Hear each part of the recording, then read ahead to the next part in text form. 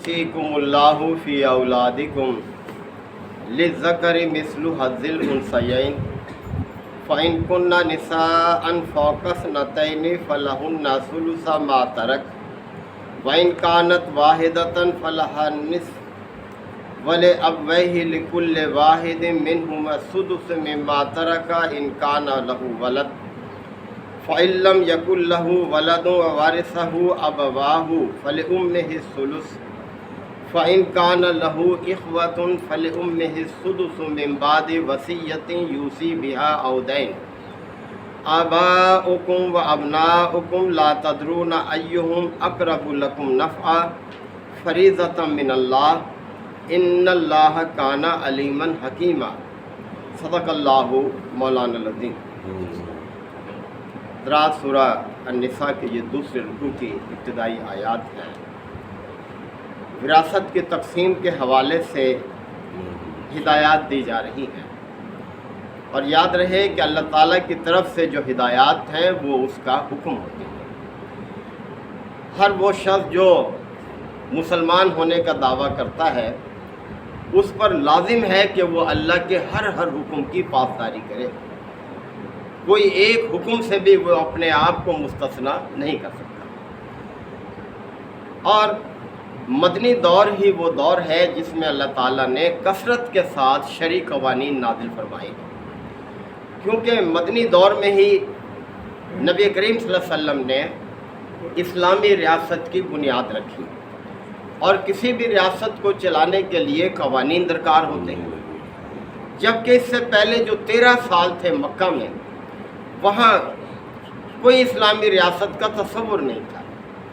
وہاں خانہ کعبہ پر بھی مشرکوں کا قبضہ تھا، اور معاشرے میں بھی وہی لوگ غالب تھے۔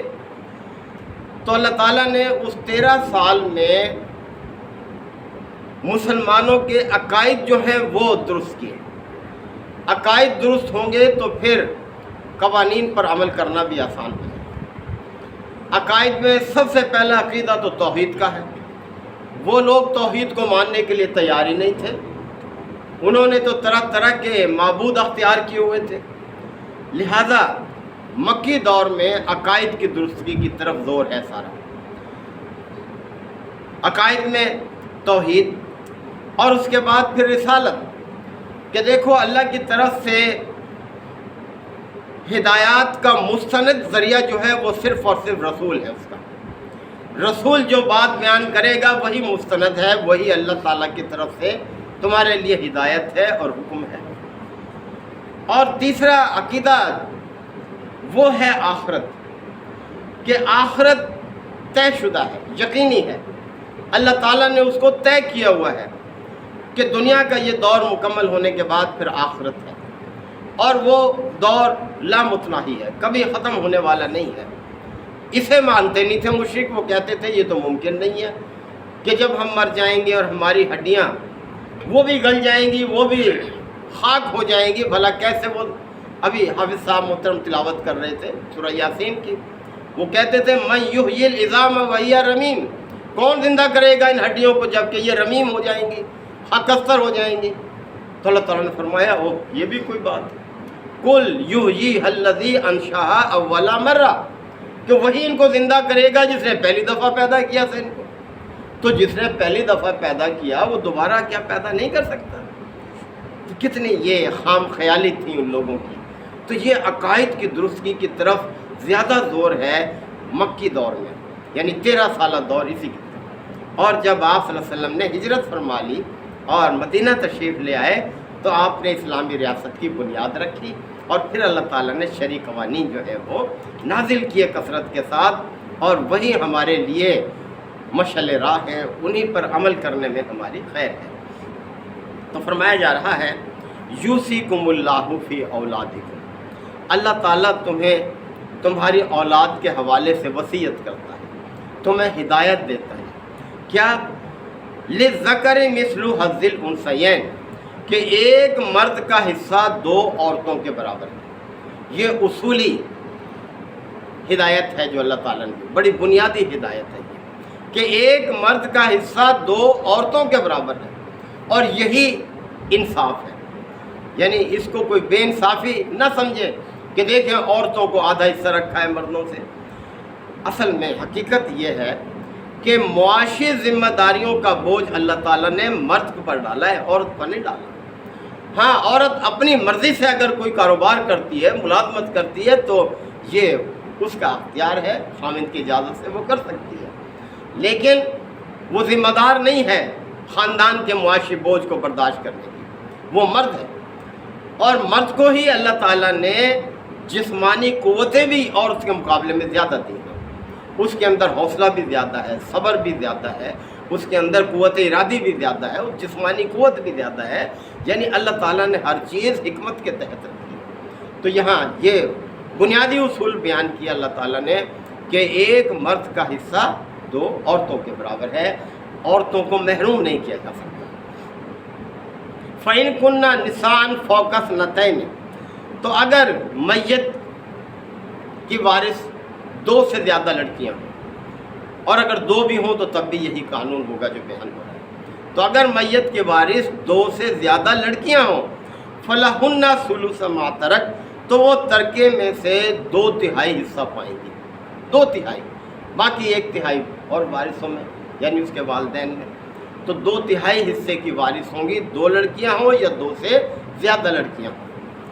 وَإِن كَانَتْ وَاحِدَةً، اور اگر ایک ہی لڑکی ہو مرنے والے کی، تو فرمایا فَلَهَا النِّصْفُ، تو پھر وہ آدھے حصے کی حقدار ہوگی، آدھا حصہ اس کا ہوگا، باقی آدھا جو ہے وہ والدین ہیں دوسرے کو۔ وَلِأَبْوَيْهِ لِكُلِّ وَاحِدٍ مِّنْهُمَا السُّدُسُ مِمَّا تَرَكَ إِن كَانَ لَهُ وَلَدٌ، اور اگر میت صاحب اولاد ہے تو والدین میں سے ہر ایک کو چھٹا حصہ ملے گا، والدین میں سے ہر ایک کو چھٹا حصہ ملے گا اگر مرنے والا صاحب اولاد ہے، اس کی اولاد ہے۔ فَإِن لَّمْ يَكُن لَّهُ وَلَدٌ، اور اگر اس کا کوئی بچہ نہیں ہے، کوئی اس کی اولاد نہیں ہے، وَوَرِثَهُ أَبْوَاهُ، اور اس کے وارث صرف اس کے والدین ہیں، فَلِأُمِّهِ الثُّلُثُ، تو اس کی ماں کو 1/3 حصہ اس کو ملے گا، باقی 2/3 اس کے بعد باپ کو۔ فَإِن كَانَ لَهُ إِخْوَةٌ، اور اگر اس کا کوئی بھائی بھی ہو مرنے والے کا، فَلِأُمِّهِ السُّدُسُ مِن بَعْدِ وَصِيَّةٍ يُوصِي بِهَا أَوْ دَيْنٍ، تو اس کی والدہ کو پھر چھٹا حصہ ملے گا، بعد اس کے کہ وہ وصیت پوری کر دی جائے جو اس نے کی ہے مرنے والے نے، اور اس کا قرض بھی ادا کر دیا جائے۔ یہ 2 چیزیں بڑی اہم ہیں، یعنی وراثت کی تقسیم سے پہلے ان دونوں چیزوں کو پورا کرنا لازم ہے۔ ان میں سب سے پہلے قرض کو رکھا ہے مفسرین کہ مرنے والے کے ذمہ جو قرض ہے وہ ادا کیا جائے، وہ بے باک کیا جائے، اور پھر دوسری چیز ہے اس کی وصیت۔ یاد رکھیں کہ کسی شخص کو اپنے مال میں سے زیادہ سے زیادہ 1/3 حصے تک وصیت کی اللہ نے اجازت دی، 1/3، باقی 2/3 حصہ جو ہے اس کی ملکیت کا وہ وارثوں میں تقسیم ہے، اس کے وارث۔ اور کسی شخص کو ایسے اقدام نہیں کرنے چاہیے کہ وہ اپنے وارثوں کو محروم کرے اپنے مال سے، یہ اس کے لیے اجازت نہیں ہے۔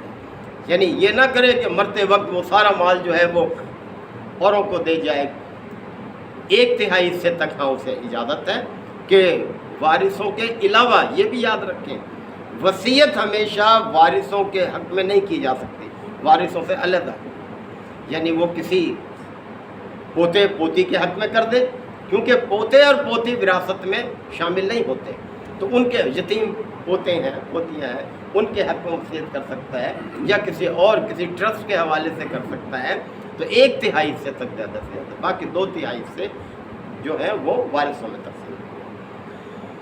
تو فرمایا جا رہا ہے کہ یہ 2 چیزوں کا خیال رکھو، قرض کی ادائیگی اور اس کی وصیت کو پورا کرنا، اس کے بعد جو ہے وہ وراثت تقسیم ہوگی۔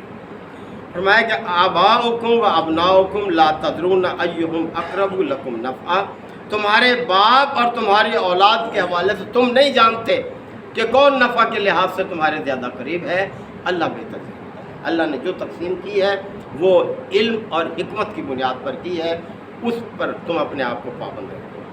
فریضۃ من اللہ، یہ اللہ کی طرف سے فرض کی ہوئی باتیں ہیں، اللہ کی طرف سے عائد کی ہوئے یہ فرمان ہے۔ ان اللہ کان علیما حکیما، اور اللہ ہی صاحب علم ہے اور صاحب حکمت ہے، اس کے نہ علم کو کوئی پہنچ سکتا ہے نہ اس کی حکمت کو کوئی پہنچ سکتا ہے، لہذا تمہارا مفاد، تمہاری کامیابی اسی میں ہے کہ تم اللہ کی دی ہوئی ہدایت کو اختیار کرو، اس پر عمل کرو۔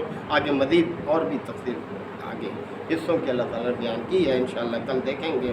وآخر دعوانا الحمد للہ وکفا وسلام علی عبادہ الذین اصطفیٰ ربنا آتنا فی الدنیا حسنہ وفی الآخرۃ حسنہ وقنا عذاب النار وادخلنا الجنۃ مع الابرار یا عزیز و یا غفار یا رب العالمین۔ اللہم انک عفو کریم تحب العفو فاعف عنا۔ اللہم من احییتہ منا فاحیہ علی الاسلام ومن توفیتہ منا فتوفہ علی الایمان۔ یا شافی الامراض اشف مرضانا ومرضى المسلمین، یا قاضی الحاجات اقض حاجاتنا وحاجات المسلمین۔ اے پروردگار، ہمارے بھائی لیاقت صاحب کے چھوٹے بھائی جو کل وفات پا گئے، یا اللہ ان کی مغفرت فرما، ان کے درجات کو بلند فرما، ان کی نیکیوں کو قبول فرما، ان کی خطاؤں سے درگزر فرما، یا اللہ ان کی قبر کو روشن کر، یا اللہ ان کی قبر کو جنت کے باغوں میں سے باغ بنا، یا اللہ اس کے بیوہ کو، اس کے بچوں کو صبر جمیل عطا فرما، اس کے بچوں کی حفاظت فرما، یا اللہ ہمیں بھی اپنے اس وقت کی تیاری کی توفیق عطا فرما۔ ہمارے جو دوسرے دوست احباب رشتہ دار اس دنیا سے رخصت ہو گئے، یا اللہ ان سب کی مغفرت فرما۔ ربنا تقبل منا انک انت السمیع العلیم وتب علینا انک انت التواب الرحیم۔ صلی اللہ تعالی علی خیر خلقہ محمد وآلہ وصحبہ اجمعین۔